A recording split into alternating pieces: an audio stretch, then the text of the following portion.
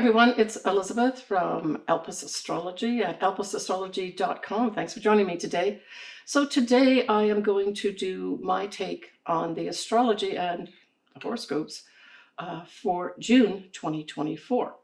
So this month we have a new moon in Gemini, a full moon in Capricorn, and actually there's two full moons in a row in Capricorn. There will be one next month as well. We have the summer solstice. That'll be up here on the 20th of June as well.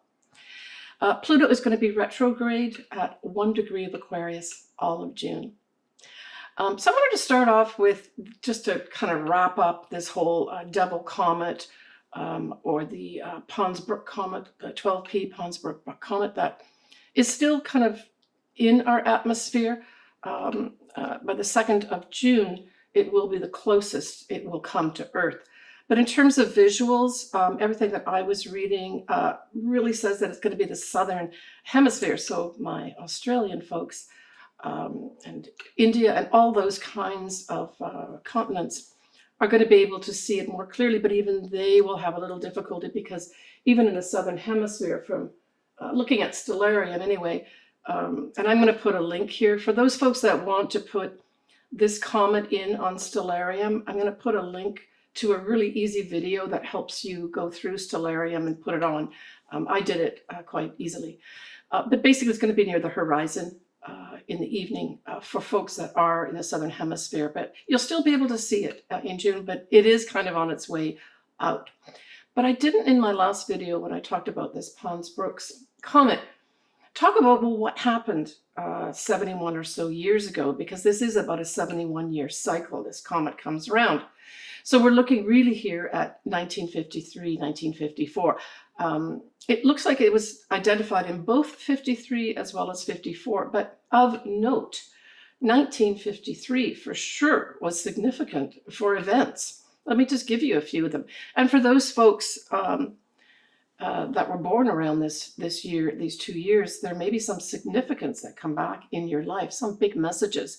But let's go through it. So we had Edmund Hillary and Tenzing Norgay go up to the top of Mount Everest and claim that they've reached the top, right? So these were the first folks that did that. Queen Elizabeth, she had her coronation in 1953. We also had Watson and Crick, as well as Rosalind Franklin, discover the whole helix, right? The DNA helix. So we had Stalin, who was like one of the most murderous dictators of our time, died. And I didn't realize it was not so long ago that Salk actually invented the polio vaccine. And in fact, apparently he inoculated his whole family before then it rapidly went out to the world population, right? For everyone to be vaccinated against polio. So pretty significant stuff, right? When we look at that whole comet that I spoke about, the other thing that happened in 1953 was Dwight Eisenhower, he was a Republican, was inaugurated in 1953. So that's another thing that happened. So there was a lot of changes with regards to government positions or monarchy positions in 1953. And he's just the final one that I wanted to mention. So when we look at the first lunation of the month, well, it is going to be a new moon in Gemini. And nicely, we have Mercury in Gemini as well as Venus. So we've got the ruler of Gemini, Mercury, in its home sign. So just this alone is very positive, right? This is going to be on the 6th of June at 5:37 a.m. and that's Pacific Daylight Time. It's at 16 Gemini, 17 minutes. And, one of the things that came to my mind was that this is going to be a very flirtatious, we're entering into the summer season coming up, right, with the summer solstice, sort of mid-month in June. I just took this as a very flirtatious time, maybe more on a personal level. But it also speaks to, changeable emotions as well. So it could bring in some new romances for folks, but they may not lead to anything more than kind of like a summer fling or summer flirtation type thing. But the other thing, of course, that Gemini stands for is communications. And with all the support of Mercury and Venus here, we're really talking about a lot of communications going on, right? And this moon and sun also sextile the north nodes, along with Chiron, that's in Aries, right? So there's going to be some new information with regards to our collective and our future moving forward, right? In terms of a new start of some sort. Now, the only fly in the ointment is that this sun and moon is square to Saturn in Pisces, right? Anything in Gemini squares anything in Pisces. And really, I saw this as I actually saw this as a positive thing, because with so much Gemini, there could be a lot of excitement and a lot of chatter and a lot of information being tossed around, but not necessarily important information or relevant information. That square to Saturn can say, let's do some facts checks on that. So I think we're going to see a lot of activity with regards to a lot of chatter. And that, we're going to have that fact check going on too, which is awesome, right? And I think this may lend itself more to the political sphere, but it could also be in our life as well. So as I said, this is around 16 degrees of Gemini. So for you to have in your own chart something significant like your ascendant or your sun at this degree point, this could actually promote a whole newness for your year. So I want to wish all my clients, as well as my viewers that are Geminis, a happy new year to you.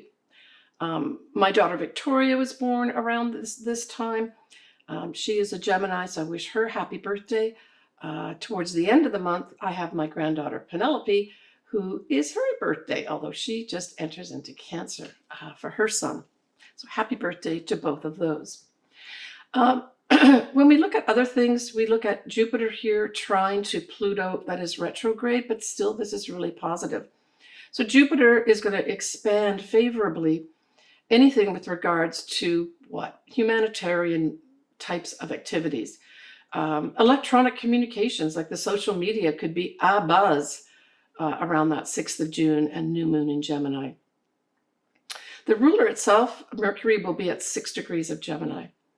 And at that time, Jupiter will be approaching Mercury. And so I saw this as we've got a lot of legal stuff going on right now that we have all over the news. So I think that this is going to bring, once Jupiter hits Mercury, just sort of around that 17th of June time period, I think where Mercury and Venus will be conjunct at 0 degrees of Cancer. I think that may be a time period where we're really going to see some significance going on here with regards to some kind of thing coming up with regards to all these legal matters that will have some substance behind it. So the 17th of June is when Mercury and Venus will be at 0 degrees of Cancer. And of course, Cancer can refer to things like the mother, but it can also refer to our homeland. And that's how I see it. Some new starts here. And this is right around the solstice time period as well. So we've talked about the new moon here. We've talked about the Mercury conjunct Venus. So certainly if you've got something, say, around that 0 degree mark of Cancer, this could bring in what? It could bring in some good news about money for you. It could bring in some good news about a love in your life.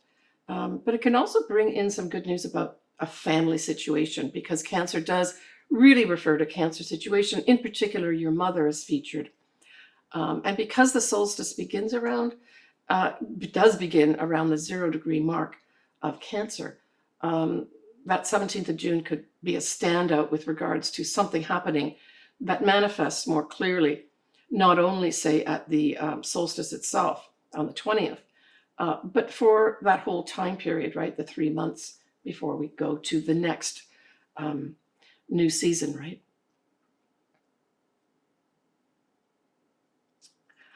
Okay, speaking of which, we have the summer solstice. And that is going to be on the 20th of June at 1:51 p.m. Pacific Daylight Time. It will be with Venus and Mercury, like I said, in Cancer. The moon, although it's not in its detriment in terms of it being in Sagittarius. I always like the moon in Sagittarius. I just think, so the moon will be at 15 degrees of Sagittarius. And I just think this is going to lighten up that whole summer solstice, the whole time period for us, right? Because this kind of puts a stamp on the kind of energies that'll be around for at least 3 months or so. And so this is positive outlook for our future, right? Now, Sagittarius also rules things like the legal profession and foreign lands, publishing, that type of thing. So all these things could come in a positive way as well. That moon, though, does square Saturn. So we've got another moon squaring Saturn, right? We had it at the new moon. Now we still have it at the summer solstice with the moon in Sagittarius. And so again, this is like slowing things down. Take your time to look at things. Don't get emotionally drawn into things. Look at the facts to see what's going on here.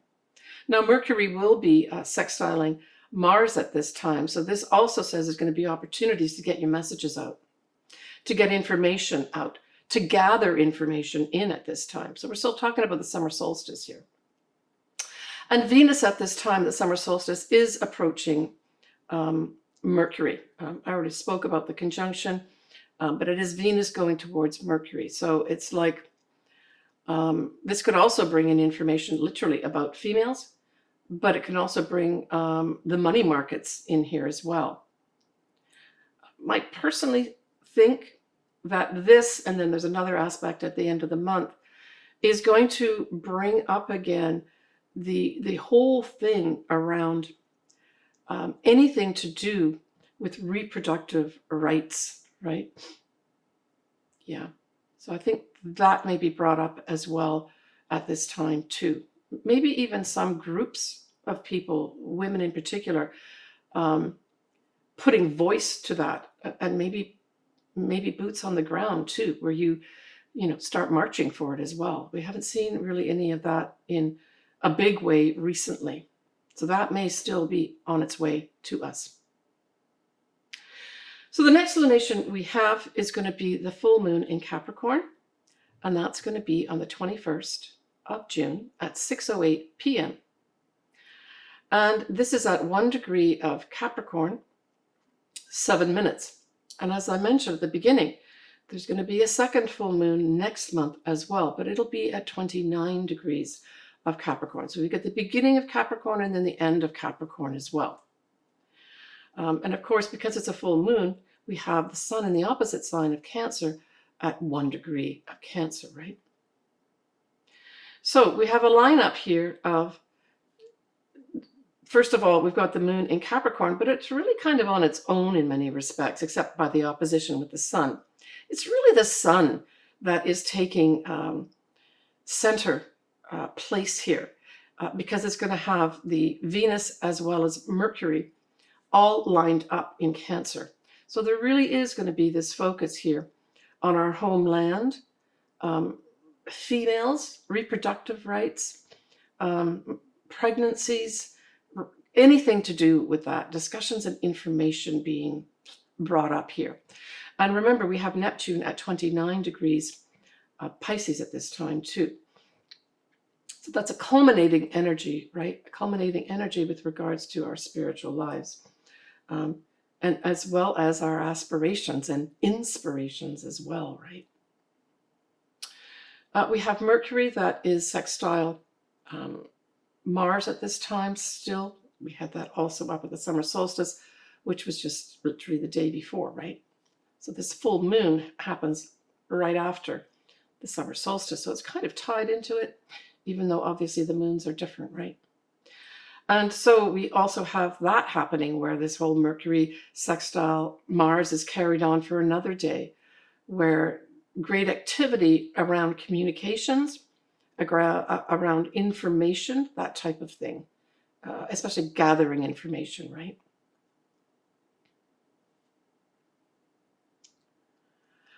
All right, on the 22nd of June, that's just going to be a day after the full moon, we have a lot happening in water signs. We have the Sun, Mercury, Venus, Saturn, as well as Neptune, all in water signs. So I think because this is the day after the full moon, to me, it lends itself to a lot of emotion here, a lot of deep feelings and a lot of deep emotion around whatever comes up in terms of the full moon. Now, this is usually a culmination. It can be an ending. It can just be this big, gigantic spotlight put on things here of importance. But that whole lineup of all those planets in the water signs, as I said, it can make it a very emotional full moon because it's only the day after that full moon, right? So we end the month on the 30th of June, where we have Venus sextiling Mars. And here we're looking at Cancer and Taurus.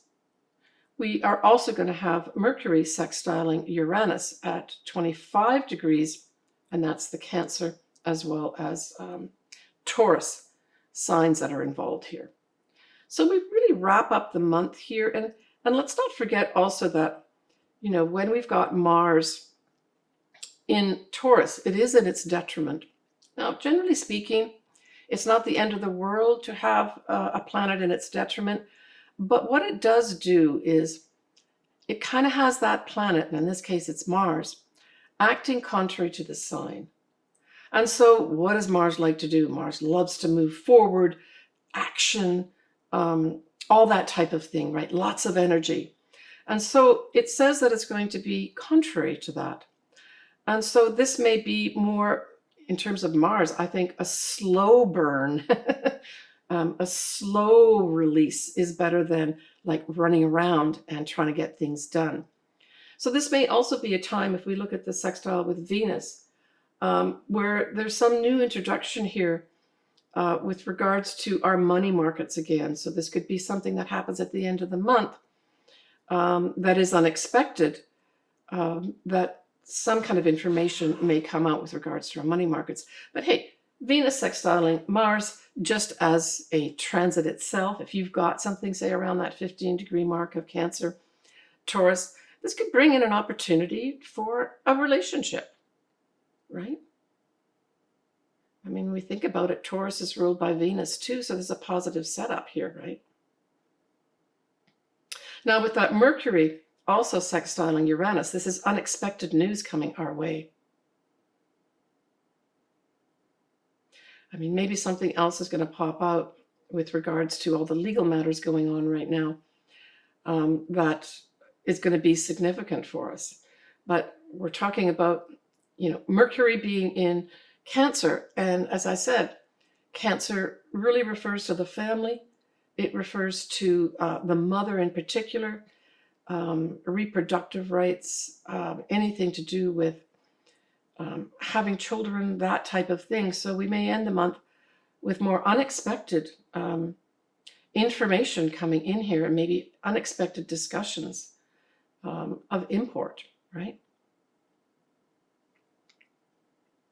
So when we give a little peek to July, we're looking at a new moon in Cancer and a full moon again in Capricorn. So this is the second full moon in Capricorn over 2 months, June and July.